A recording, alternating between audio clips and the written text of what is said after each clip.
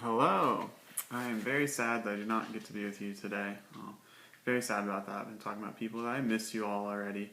I went and laminated the thing that you all gave me saying you're going to miss me, so I'm going to take that with me to Cambodia and miss you all very frequently. But you all still get to meet together to care about each other, care for each other, and grow in the Lord. So I'm excited about that. So today's really your opportunity to show Scott that you all can take initiative in growing yourselves in your faith.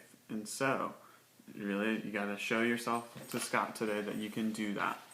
And so, first, Levi, I think you're the one who volunteered to be the leader today. So hopefully you're there. If you're not, you should be there. But we'll roll with it, and someone else can be the leader to write things down, lead going over the prayer requests, and all of that stuff. So, don't forget your acronym of the things you decided to pray for, what you all want to pray for every week.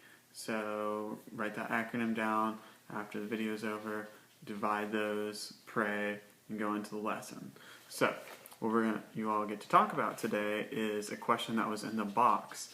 It was a question that said, is it bad that I don't have a question?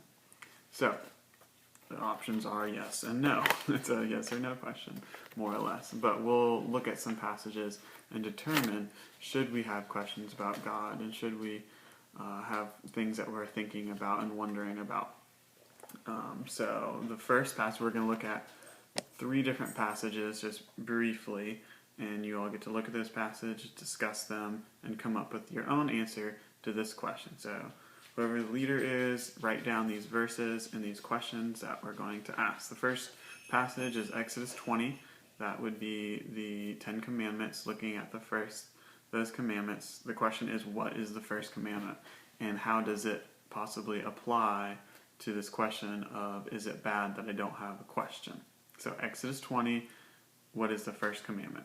That's what you look at first. Then you're going to look at 2 Chronicles 1, Second Chronicles 1, verses 1 through 10.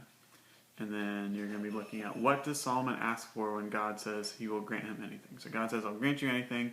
What does Solomon ask for? And then, building off of that, does God give Solomon that gift so Solomon can do what he wants, or is God giving that gift for him to use it in growing in the Lord and things like that? So, what does Solomon ask for, and how is Solomon supposed to use that gift? And that's 2 Chronicles 1, 1 through 10. And the last one is verses you're very familiar with, Mark 12, 28 to 34. We've looked at it before. It's when the teachers of the law asked Jesus, what is the greatest commandment? So read over Mark 12, 28 to 34, and according to the greatest commandment, what's the third thing on the list? We're supposed to love God with what? What's that third thing on the list? 1, 2, 3. What's the third thing on there? And how does that apply into this idea of, is it bad that I don't have a question? Okay. And so then what you all get to do, talk about each of those passages. What did it mean then? What does it mean now? What do you think about it? And how can you apply this into your lives?